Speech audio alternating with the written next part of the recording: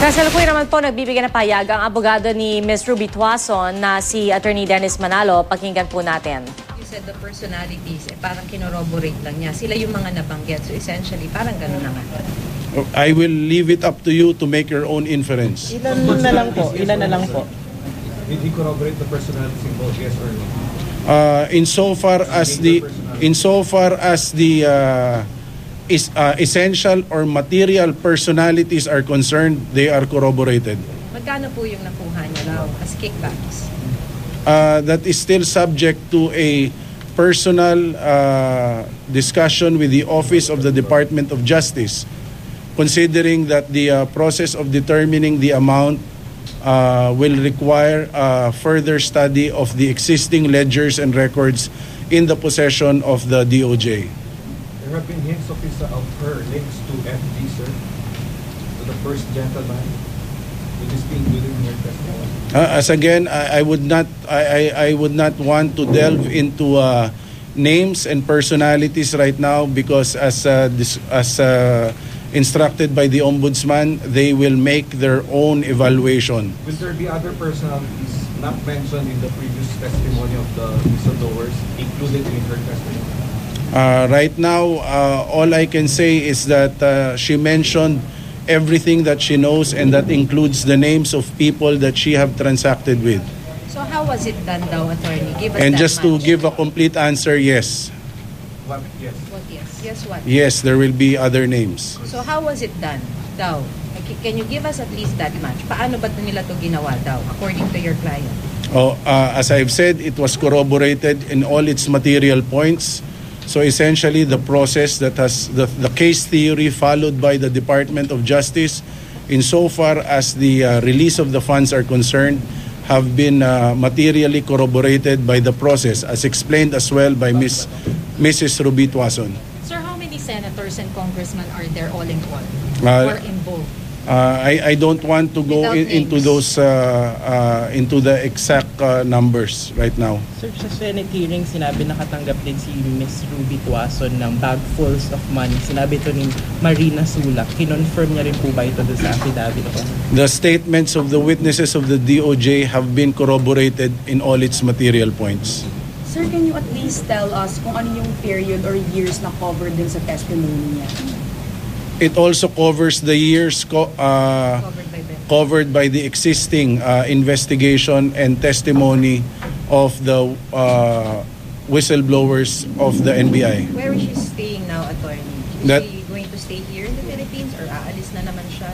Her whereabouts have been specifically kept secret by the Witness Protection Division of the DOJ, and I have received specific instructions not to disclose any of these details. As in fact, as I've said to them, so that I will not make a mistake, it's better that I do not know.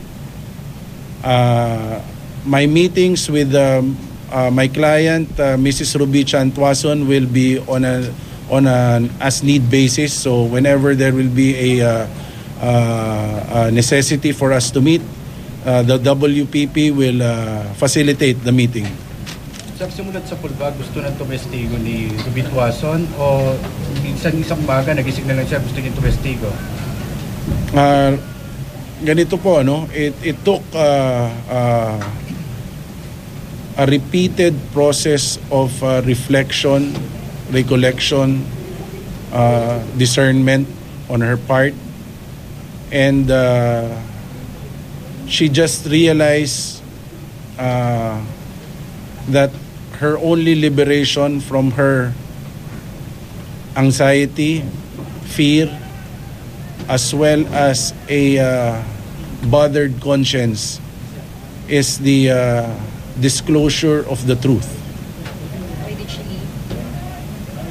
Why did she leave the country? She left the country out of fear for herself. Why? Because of her involvement in this transaction. He knew that there were personalities involved that may result in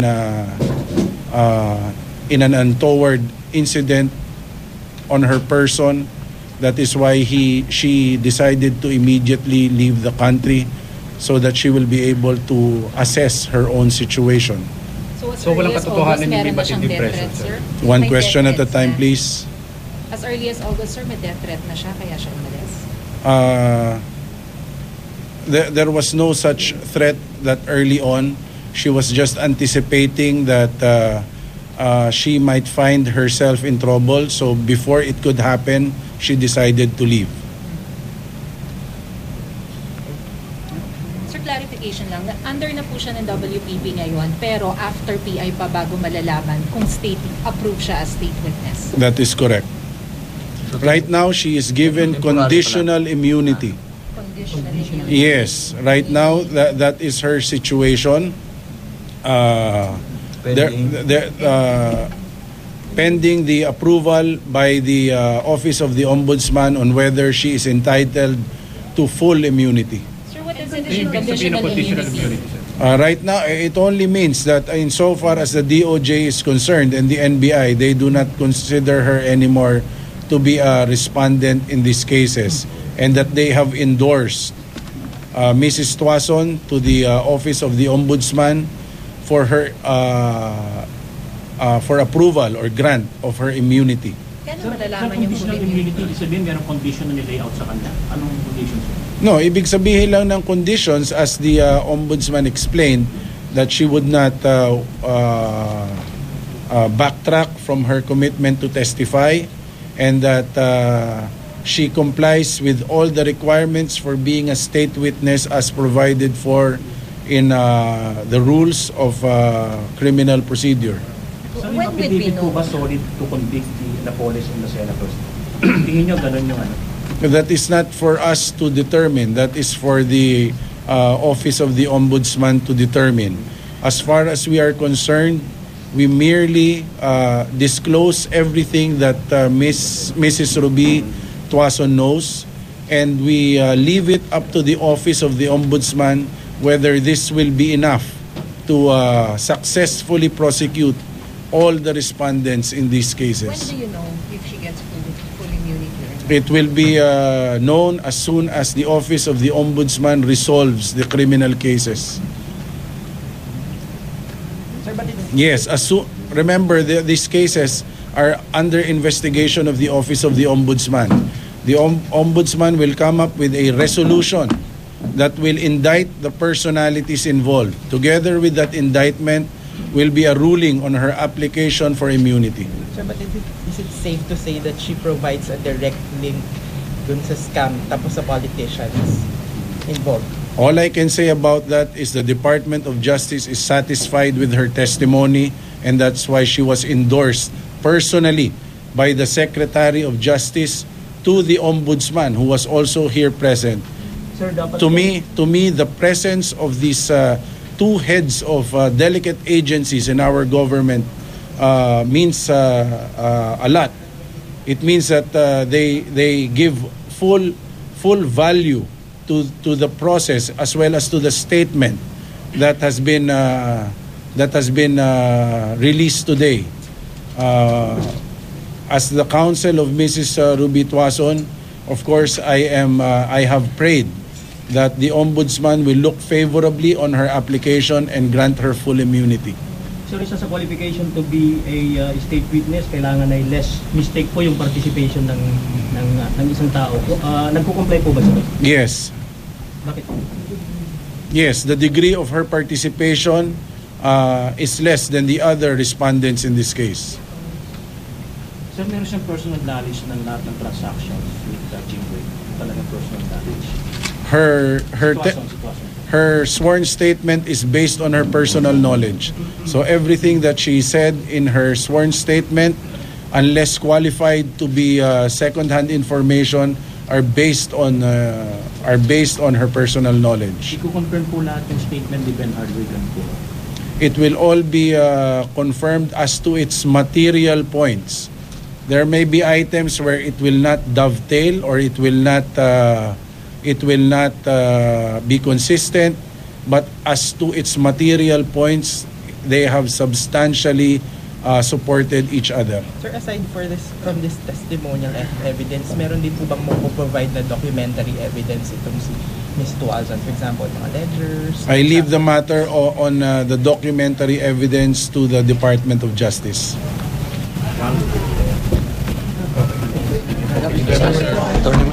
Kapuso yan po si Attorney Dennis Manalo, tumatay yung abogado ni Ms. Ruby Tuason, at sinabi nga niya na ang laman ng sinumpaang salaysay, bagamat hindi niya idinetalye kung anong nasa loob nito, sinabi niya na tumutugma ito sa lahat ng testimonya ng iba pang whistleblower dito sa pork barrel issue. At sinabi rin niya na bumalik sa bansa si Ms. Tuason dahil ito na rin daw ang magsisilbing liberation anya mula sa kanyang bothered conscience. At sinabi nga niya na ito ay desisyon, personal na desisyon ni Ms. Tuason, at ang anya ay pag-endorse ni Justice Secretary Laila de Lima sa Ombudsman ay malaking bagay daw para sa kanila dahil para sa kanila isa itong o nangangahulugan ito na naniniwala ang Department of Justice at Ombudsman sa sinasabi ni Binibining Tuason. Kasabay nito, sinabi ni Attorney Manalo na binigyan na ng Ombudsman ng conditional immunity si Ms. Tuason. So nananatili siya sa ilalim ng Witness Protection Program, pero